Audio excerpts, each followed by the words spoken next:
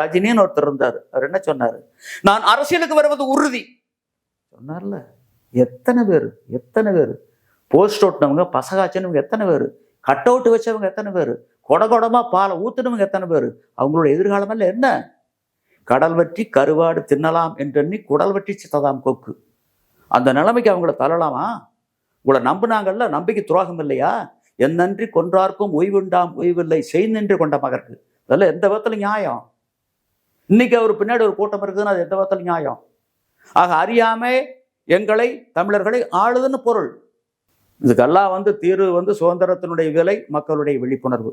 இதுக்கு வள்ளுவரே சொல்லியிருக்காரு. இதுக்கெல்லாம் ஒரே தீர்வு, ஒரே குரல் தான். இதனால் இவன் முடிக்கும் என்றாய்ந்து அதனை அவன் கண் விடல். இந்த குரலை முன்னிறுத்தி 2026 மக்கள் வாக்களித்தால் பொற்காலம் மலரும். இல்லாமல் போனால் பொறாத காலம் தொடரும்.